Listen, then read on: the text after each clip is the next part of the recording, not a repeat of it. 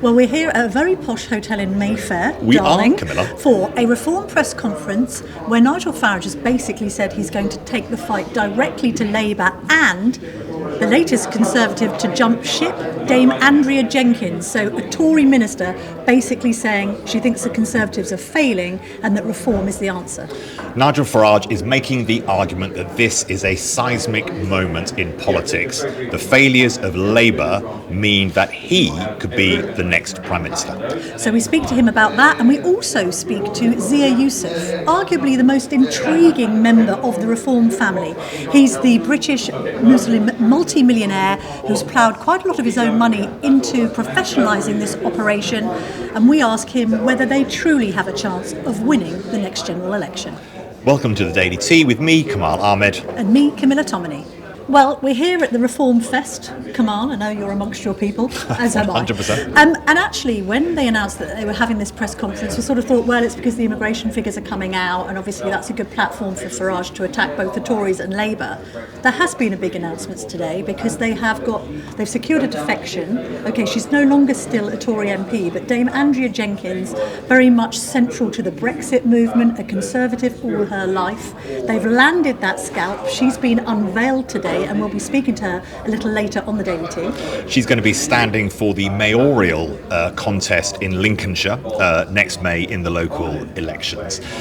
The point that Nigel Farage is trying to land here is that by going from 15,000 members in Reform this time last year to 100,000 members now, this is a staging post to next May's local elections, and then this, I must admit, Camilla, when I first read, it was Gordon Rayner in The Telegraph, about Nigel Farage thinking that he could be the next Prime Minister in 2029, thinking that is absolutely ridiculous. There's no way that the electoral system in this country will enable Nigel Farage to do that. I think two things have slightly changed my mind. Not to say he's going to do it, but to say this is something significant. First thing, how bad Labour has been. How bad Labour has been speaking to the people who support Nigel Farage. And the second thing is professionalisation. And as you say, Zia Yusuf has been brought in. He's got plenty of money. He's got plenty of professional acumen. He has run businesses about how does reform, and we'll be hearing about this later in the second half of the podcast, how does reform, not in terms of policy, but get the remarkable success of the Liberal Democrats by winning local seats and thereby winning MPs. I'll also add one more thing to that, the Trump effect. I think that is going to very positively influence what both Nigel Farage does with this party, but also perhaps in how he might broaden its appeal. As we've discussed before, they've gone after the Tories, they've got lots of Conservative voters defecting to them, and we've now got Jenkyns to add to that pile. But I think it's the working classes that Nigel Farage has really set his sights upon. And let's listen to him speaking about that earlier at this press conference to Sky's Beth Rigby. Frankly, I think that a very, very large number of people that voted Labour at the last election did so because they weren't the Tories, didn't really know the Reform brand. You know, the Reform brand is very, very new in the minds of voters. And let's face it, over 95% of Reform candidates on July the 4th were effectively paper candidates. They didn't have the branches, the structures, the money, the advertising, the posters. They were literally paper candidates. And we were just too new to a large chunk of the electorate. So, if you ask me, where will our future increase in vote come from? I think more will come from Labour from this position than it will come from the Conservatives.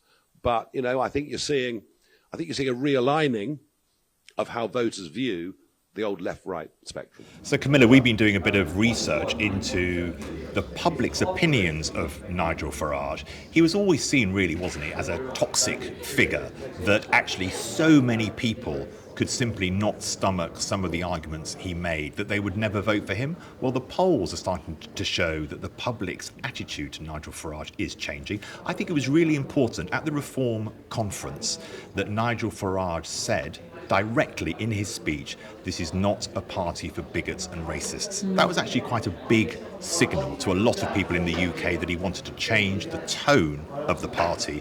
And I think some of that is coming through. So since the election, Nigel Farage, we've got the details here, holds the highest popularity rating, according to the latest Ipsos polling. He's on 28%.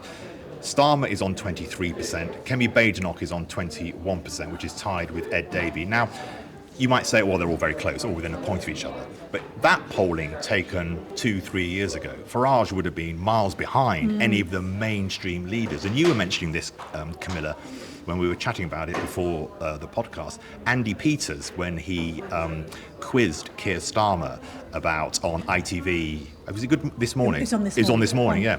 Andy Peters, when he quizzed Keir Starmer about this amazing petition demanding a new general election that's been signed by 2.6 million people, he said to Keir Starmer, isn't it amazing that the leader of Reform, Nigel Farage, is now more popular than you? And the polls have shown that the public is starting to see, and it actually brings in your point about Trump again, is starting to see a slightly different side of what Reform might be, which is adding to their popularity in the polls. Yes, there's almost a kind of, it's a mark of credibility to even be mentioned on daytime TV in that context. Just as they're trying to make the outfit more professionalised, I think they're also trying to make Farage more professionalised. And that's also happened with the I'm a Celebrity appearance. You know, he went from being mobbed in, as he told me once, being mobbed in Lidl to being mobbed in Waitrose. And this was apparently progress.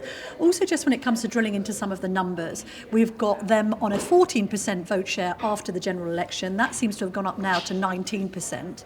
We had the polling guru, Professor Sir John Curtis, making the point that the main beneficiary of that petition against Starmer and Labour is Nigel Farage, because it opens up the prospect that actually, despite the Fixed Term Parliament Act, not many people actually voted for Labour, and other options are available, and they're not necessarily tied to the Tories as the main opposition party. And then look at this from Britain Elects, and they have done a compendium of all of the latest by-election results across counties, across England and Wales. Conservatives are 0.3 down, Labour are nearly 10% down, the Lib Dems have had a little bounce, they're on 1.2%, the Greens, kind of fair to middling, minus 1.8.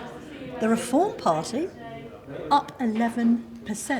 So that aim of winning council seats and being more credible if, come May the 2nd, their council seat numbers are in the hundreds, could really transform things.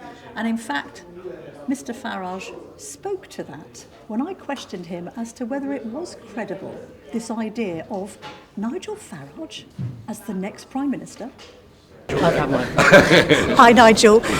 Zia Yusuf says you can be Prime Minister in 2029. How realistic a prospect do you think that is?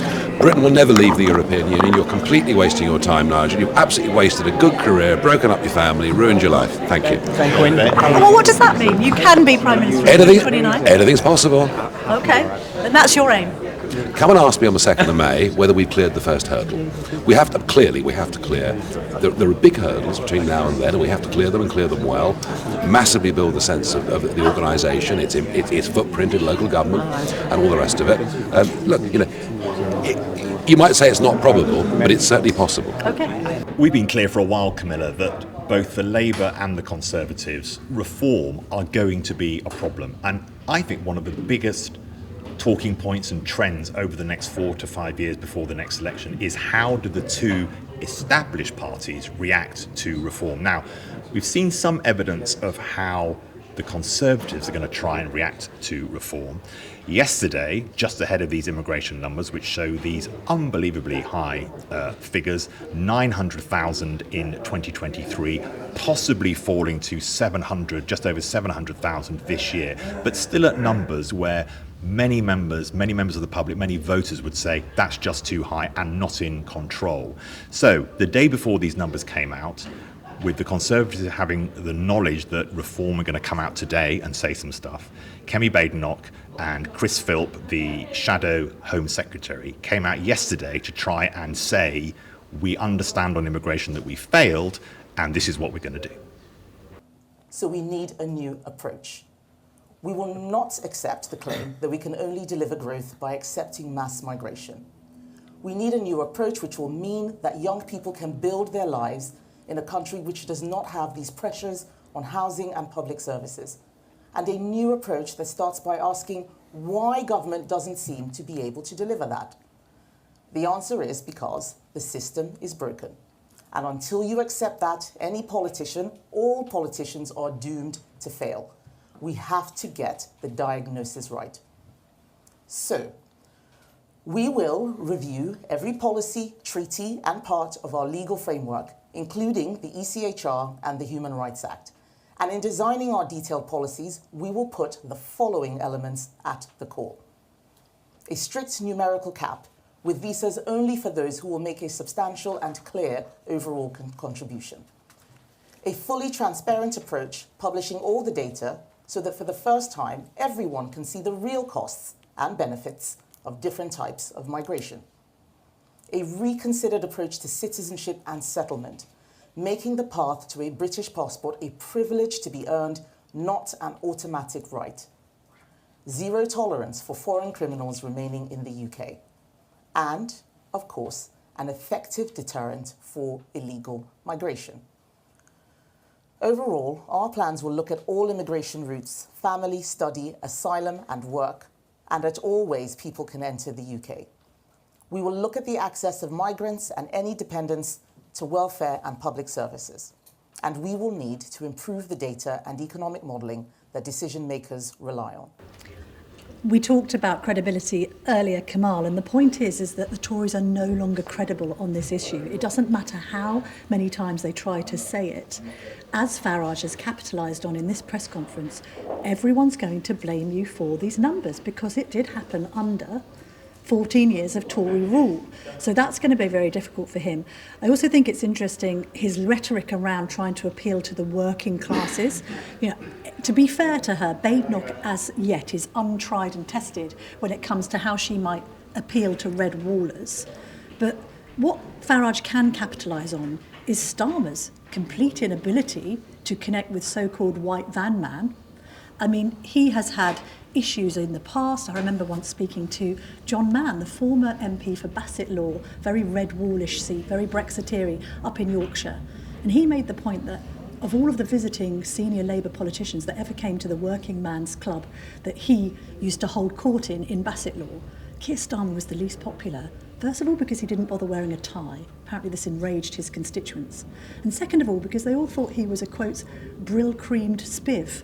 So there isn't that connection, whereas Farage, with his wellies on at the Farmers' March, or when he goes to have a pint in Wetherspoons with anybody that wants to... And a fag. Yep. And a fag to chat to him. He does have that connection. We see that emulated by J.D. Vance and indeed Donald Trump over in America. Make no mistake, he'll be borrowing from the US playbook on this.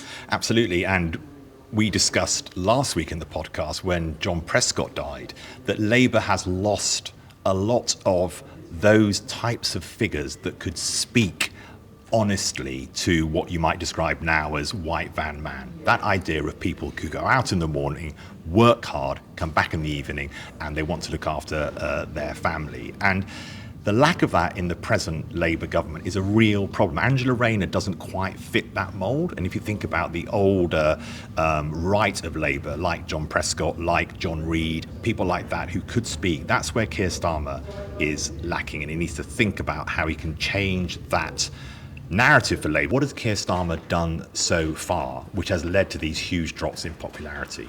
He's had a row with pensioners. He's had a row with farmers. He's had a row with family businesses. He's had a row with business because of the increase in national insurance for employers, the jobs tax. None of these signals are signals to reform voters that Labour understands them. They're the exact opposite. Also, you could throw in the Chagos Islands. Let's see what happens there. There's been a lot of blunders. Now, we were talking earlier about somebody who does have red wall appeal and appeals to Brexiteers, but also sort of the common man and woman. We've talked about that in the context of Farage, but actually Andrea Jenkyns, and this defection is interesting because she sort of used to be quite lampooned by the Westminster establishment for being somebody who just spoke her mind. And she always seemed to be on the fringes of the Tory party, and it's not that much of a surprise that she's defected to reform. But we caught up with her earlier, and these are the justifications she gave for jumping ship. Dame Andrea Jenkyns, you've defected to reform. Big decision for you as a lifelong Conservative. Does this suggest that you think the Tories are finished? I've stuck there to the end. As you know, I lost my seat. I I wanted Pretty to become leader, then I went to Robert, who used to be his PPS, and when I saw them electing Kemi as leader, I just felt that they haven't learnt the lessons really of what true conservatism is. And so I felt very disillusioned, and I thought now's the time to leave. I was surprised, Andrea. I mean, Kemi Badenoch, what people say about her is that she does understand true conservative principles. She is someone with common sense values, which Nigel Farage has talked about today. But even under her, you don't believe that the Conservatives can reform sufficiently to keep people like you in the party? To me, Kemi, look at, since she was a minister, she's just trotted out the party line. Look at her voting record. And look, for me, Brexit mattered. You know, it was that democratic mandate of the British public. And she could have ripped up those laws, EU laws on the statute. She didn't. And that showed to me how she didn't really believe in it to me. And so I got very disillusioned with her approach then. I didn't like the way, I was on the European Scrutiny Committee with Bill Cash, etc. And the way she speak down disrespectfully to the likes of Bill Cash, who are real stalwarts, and it's been their life career in Parliament. And even on the net zero, she hasn't really come out strong. And as I said, look at her voting record. And so I don't feel that she can give the party the change it so needs. We could make the point here that she at least voted for Brexit. Robert Jenrick didn't, however. Yeah, but we don't know she did, do we? I mean, what concerns me, Camilla, I've said this publicly on GB News, actually, previously, that Kemi was a London Assembly member, she was a councillor. A voting record prior to 2016 seems to have vanished. Internet footprint seems to have vanished. We don't know for definitely that she did do it. But is it credible, with all of your political experience, for Zia Yusuf and indeed Nigel Farage himself to say that it is possible he could be Prime Minister come 2029? Do you think that's a credible claim? I mean, look, it was an earthquake. I mean, Brexit was an earthquake, wasn't it? The unexpected can happen. Look at the last election. I mean, there's a lot of disillusioned voters. Low turnout was certainly happened in my constituency. My vote got split with Reform, and Labour actually had less votes than they did in the previous election in my area. So I think this earthquake is coming still. I mean, even as a former MP, I've still had my old constituents contact me frustrated. They've got buyer remorse already with Labour. So I think this earthquake is going to come again. Does the earthquake include the destruction of the Conservative Party, or should you be doing some form of deal with them in some way? Otherwise, the right vote won't just be split. I agree with you. Completely agree with you. Look, even though I was Rishi Sunak's greatest critic, I did a thing in the Telegraph, actually, a piece for the Telegraph, where I discussed behind the scenes how I was trying to unite both parties, and because I could see that it was going to split the centre-right vote in the election, and that's what happened. Now, I don't believe that Kemi will be open to working. I mean, Nigel said he wouldn't anyway. So I think the only thing we can do is make the Reform Party stronger and a true voice for the centre-right. Dame Andrea Jenkyns, thank you very much indeed for joining us on the Daily Tea. Thank you, it's been great. Clearly, Andrea Jenkyns, Nigel Farage said it from the stage here at the event. There's going to be no deal with the Conservatives. It is now a fistfight on the right for who is going to lead the right into the next election. I think that one of the most interesting people as Reform develops is Zia Yusuf, their chairman. At the Reform Party conference earlier this year, he spoke second last to Nigel Farage. So he was given the one stage platform, one below Farage. It wasn't Richard Tice, it wasn't one of the MPs, it wasn't one of the candidates, it was him. He is driving this idea of it's only by having a professional party that we can ever win anything. Let's see what he said about how he is changing Reform and where next for the party. Zia Yusuf, you're the chairman of Reform. You've announced 100,000 members today. You've talked about the professionalisation of the party and that you need to learn at least in terms of operations, from the Liberal Democrats. What are you doing to put yourself in the strongest position possible, starting with next May's local elections? Well, firstly, let me just clarify, you won't be seeing our leader Nigel Farage going down water slides and spending all of his time at Chessington. The context of the Liberal Democrat point is that, look, where the Liberal Democrats are present in British politics, they're very present at a local level. They win councillors, they build up a support base, and they've used that to create the situation where, despite winning 500,000 fewer votes than Reform at the general election, they have 14 times as many members of Parliament. So we know in Nigel we have the most formidable British campaigner of our lifetimes. We know in our other 4 MPs we have brilliant politicians who do a far better job of holding Keir Starmer's awful government to account than the 121 so-called Conservative MPs. But we also know, to fulfil our mission, which we will, of winning the next general election, we have to have a formidable ground campaign. What does that mean? It means having extraordinary grassroots support, which we already do. We have extraordinary enthusiasm across the country.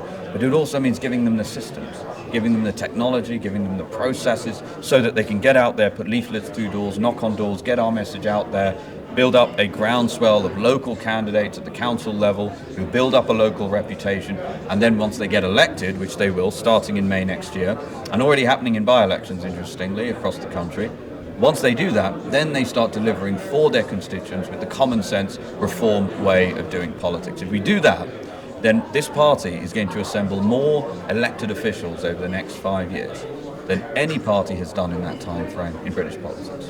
I was quite intrigued by a figure that Nigel Farage gave in the press conference earlier, talking about BAME support among ethnic minority voters being higher for Reform at the last general election than the Liberal Democrats.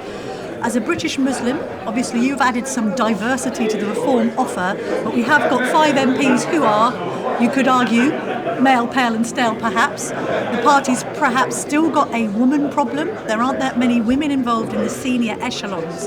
Is that something you've got to improve upon? Have you got to make the offering, grassroots and above, a bit more diverse to appeal to a greater number of voters?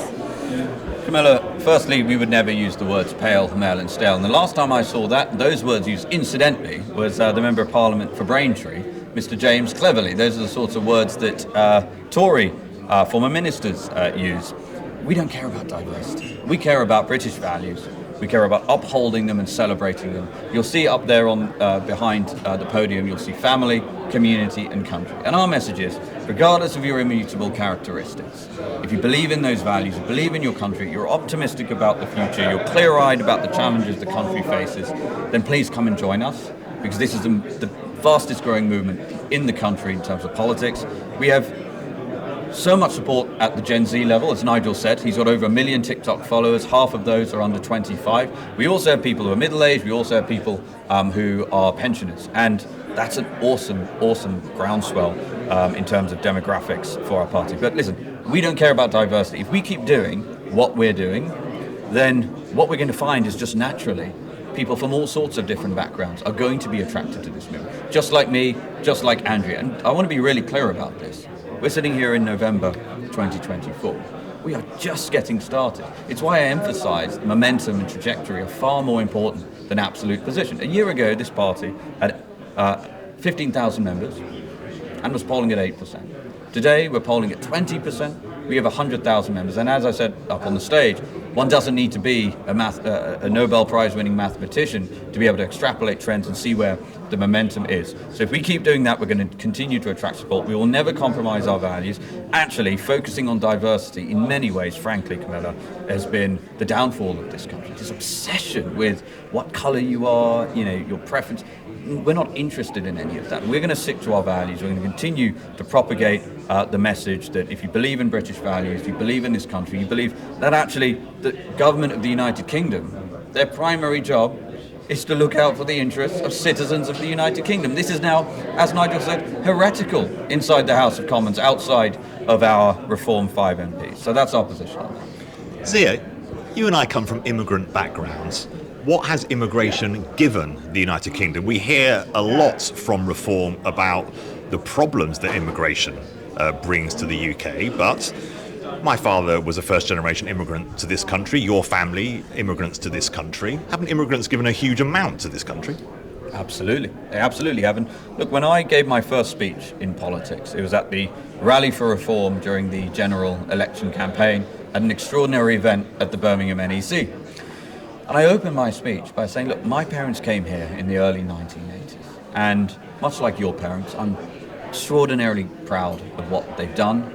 This country gave them opportunity. They didn't have very much at all, other than my father just qualified as a medical doctor. I was born up in Lanarkshire, in a town called Bellshill in Scotland. My little sister was born in Cornwall. They had to go where the work was. Fast forward to today, between them, my mother and my father have given over half a century of service to our NHS. I mean, my mother's 70 years old, still works as an intensive care nurse in a respiratory. I'm incredibly proud of them. So nobody knows better than I the invaluable contribution that immigrants can make and have made to this country. But this is a practical issue. This is a practical issue of numbers. You've just seen these extraordinary numbers. We had about 900,000 now. I thought it was 750,000, and 900,000 in terms of net new people. We only managed to build 185,000 new homes in the last year. So we are building roughly 1/3 as many new homes as we need, if you look at it on a trailing 3-year basis, as we need just to satiate the demand of the net new people arriving in the country. That's before you think about prison space, our roads, try getting a dental appointment, a GP appointment. Tens of thousands of British people have to wait more than 3 days for accident and emergency care. These are statistics unbecoming of a country as great as this. So this is a practical problem. We have to firstly secure our borders so the boats stop coming. We have to take that seriously. If you don't have borders, you don't have a country. We have to have a coherent immigration policy. Firstly, we need to freeze migration for a number of years, at least temporarily, so that we can build enough infrastructure for the people who are here. We need to say, if you ever come to this country illegally, you stand no chance, precisely zero chance of ever being granted asylum here. So everybody understands that they have to play by the rules. We have to deport people starting from the 10,000 criminals who are in our jails and taking up space, so that we now have violent criminals still loose and being released on an ongoing basis because of the lack of prison space. Then we have to address the people who are here illegally. If you don't do those things, then we are never going to build enough houses. We're never going to have enough hospital beds. We're never going to have enough GP appointments. And these things really matter for quality of life. Nigel talked about GDP per capita. And this might sound sort of boring and technical. It's really important. We barely grow. We have soul-crushingly stagnant economic growth in this country, despite huge numbers of people, largely unskilled or low-skilled labour coming to this country, who are not net contributors to the economy, A, immediately, and B, in the long term. And the reason that happens is because politicians are so obsessed by the GDP number, when actually what matters to people's quality of life, and the reason why people watching this understand that they feel like their quality of life is going down. They feel like it's becoming incredibly difficult, almost impossible to meet their mortgage payments. 1/3 of our young adults, 20 to 34, still live at home with their parents because they can't even afford to rent a home. So GDP per capita, we're 28th in the world, and we're going to keep falling if we carry on the way that we are. So we need real leadership on these issues. We have to be willing to do what it takes. We can't be worshipping at the altar of net zero or woke or all of the things that, frankly, have now captured not just the Labour Party, that's long gone, but also now the Conservative Party, and that's why Reform are here to change things. Final impertinent question about money. Cold hard cash. You need a massive war chest to achieve your aim of putting Nigel Farage into Downing Street come 2029. Can I ask you, how much money have you ploughed into this project personally, and how are your donations looking? Well, I made my donation, that's a matter of public record, for the general election. I haven't given the party any further funds, but what I have given, and I continue to give, is all of my time. I sold my business Remind me last of year. that sum. That was £200,000, and that was to help Nigel win his seat in Clacton. When I made that donation, by the way, it was the bookmakers had Nigel at less than 50% chance to win just even that one seat in Clacton. Obviously, the party has gone from strength to strength since then. Look, in terms of money, yes, we need to raise funds, but look, our membership is growing all of the time. We need far less money than the other parties to do extraordinary things, because what matters in politics is actually far less money. It's not that money's not important, but it's far, far more important that you have a message that resonates with the people. And you want to see the evidence of that? Somebody named Kamala Harris raised $1.4 billion for her campaign. That was a record, massively more than the Trump campaign. What good did that do to her? It did very, very little, because people in America saw through it, and they could see in President Trump somebody who's going to stand up for them, and they could see in Kamala Harris somebody who's going to do the opposite. So very similar themes: open borders, essentially socialist policies, massive taxation, huge public spending, driving inflation, energy bills going up. So a lot of those same trends we see in the UK. Yes, we're going to need to raise money, but we need far, far less money than the other parties to become the next party of government. You've just brought in this comparison with America. In America, Camilla and I have done a couple of podcasts on this, Project 2025. There's been some deep political thinking and policy thinking in America, which we just don't see here, either on the right or on the reform right.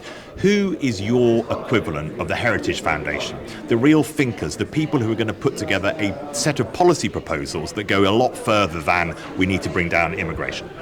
Well, we are, over the next few years, going to continue to formulate our policy. Look, we have our contract with the people, which is already very, very popular. It sets out where we stand on key issues like immigration, like the NHS, like the economy. Nigel mentioned something, for example, being willing to say, if you earn less than £20,000 a year, you pay no income tax. And what that means is that helps the youngest in society who are just starting out in the world, and it helps the eldest in society who are starting to work fewer hours. When one looks at the benefits bill, we spend more on long-term disability benefits than we do on defence in this country, and it's growing far, far faster than the defence budget. How do we solve that problem? You've got to understand systems, you've got to understand second and third order effects, and you've got to get the incentives right. So in this country, incredibly, if you start working more than 16 hours a week and you are on benefits, your marginal rate of tax is more than 100%. You literally have less money in your bank account at the end of the month as a result of going out to work. And we hear this all the time on the doorstep from people who are, look, clearly we have to look after the most vulnerable in society, without question. But there are many people who feel like they are trapped on benefits because of this appalling, idiotic way that we do politics in this country. So in terms of philosophers and stuff, look, this is a very practical party. There's nobody more well-read in British politics than Nigel Farage, but we're not a party that walks around boasting about how many books we've read at the Bodleian Library and thinking that British politics is about, showing off about how well-read you are and thinking that it's an extension of the debating society at Cambridge. That's not what this is. We've got to make decisions that impact the lives of hard-working British people. So my answer to that is, look, we're going to be very, very practical in what we do, because we are going to assemble the largest, we're going to have more reform elected officials elected over the next 5 years than has ever occurred in the history of British politics. As we do that, we're going to have stars, we're going to have rising stars, we're going to have people, you're going to see people around Nigel, just like you had in America, with enormous credibility on things like health, enormous credibility on things like defence. You're going to see precious few career politicians. Not that there's something intrinsically wrong with that, but this country's had more than its fair share of career politicians. Nobody will be sitting in Nigel Farage's cabinet because they've just happened to have carried his bag around for 20 years, which seems to be the fundamental qualification that one needs to have to be in a Tory cabinet. None of that is going to happen. We need practical solutions. And yes, look, we read books, yes, from ancient history and through philosophy, but also, look, we live in an era of exponential technologies, right? We should be really thinking about how does Britain compete and how do we ensure that the lives of British people continue to improve. I'm talking quality of life, not 0.4% GDP growth, because we've flooded the country with cheap labour to compete directly with hard-working British people, spending £12.8 billion on foreign aid, on the asylum numbers now well north of 5 billion, and that's super conservative. That's just without all the numbers that are being hidden in other budgets. So before we start to talking about philosophical texts, let's stop spending the tens of billions of pounds on foreign citizens of British taxpayers' money and prioritise British citizens first. Zia Yusuf, thank you very much indeed for joining us on the Daily Tea. Thank you. Reflecting on that, I sound like I'm asking quite woke sort of lefty questions, but I spoke about diversity to him because obviously he is a British Muslim, but also the project of the Brexit Party, I remember somebody on the inside telling me this in the last general election, is to make them, I remember somebody telling me this in 2019, was to make them look like the United Colours of Benetton, that they should have a bit more of a diverse appeal and that people in the grassroots should be of all colours. So that was the point that I wanted to land there. To be fair to him, Kamal, I mean, a businessman who has now turned his attentions to politics, just speaking to us there, he's very natural, he's very competent, he's very professional himself. It's an asset. Very demure. Very demure, indeed, very mindful. But isn't he an asset to reform? Yeah, he spoke up there, as did Nigel Farage from the podium, with no auto cue.